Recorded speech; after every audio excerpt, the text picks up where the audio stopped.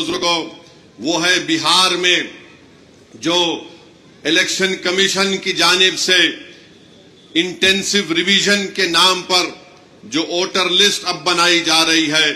میں تلنگانہ کے آپ تمام لوگوں سے، خاص طور سے بھارت کے غریبوں سے، چاہے وہ کسی مذہب سے ان کا تعلق ہو، خاص طور سے مسلمانوں سے، دلتوں سے، آدیواسیوں سے یہ کہہ رہا ہوں کہ آپ تیار ہو جائیے۔ اگر تلنگانہ ہو یا ویسٹ بنگال ہو یا تامل ناڈو ہو یا بھارت میں پورے ریاستوں میں اس طرح کا انٹینسو ریویژن کروایا جائے گا، تو میری آپ لوگوں سے اپیل ہے کہ آپ لوگ اپنا ایک ایک کا برتھ سرٹیفکیٹ بنائیے۔ ہاں، جو ہمارے بزرگوں کی عمر 70 سال کے اوپر ہے، ان کا برتھ سرٹیفکیٹ اگر ہے تو بہت اچھا ہے، اگر نہیں ہے تو آپ ان کا پاسپورٹ بنائیے، آپ برتھ سرٹیفکیٹ اپنا بنائیے، اور اگر 10th کلاس کی مارک شیٹ ہے تو اس کو تیار رکھیے، اگر کاسٹ سرٹیفکیٹ ہے اس کو تیار رکھیے، اگر نہیں ہے تو بنوائیے، پاسپورٹ نہیں ہے تو بنوائیے، برتھ سرٹیفکیٹ نہیں ہے تو بنوائیے۔ اگر کوئی ریٹائرڈ پینشنر ہے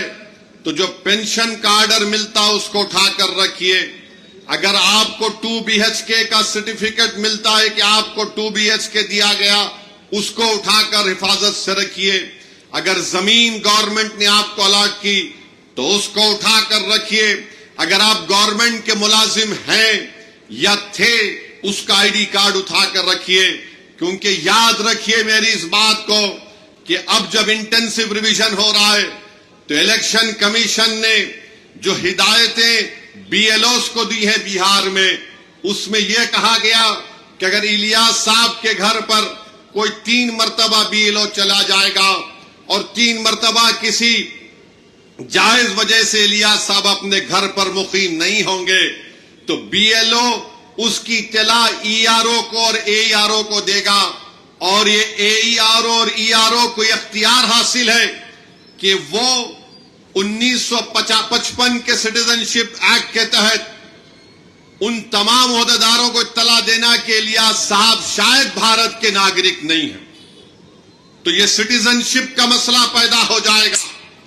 تلنگانہ میں بھی انٹینسو ریویژن ہوگا، بلکہ پورے ملک میں ہوگا۔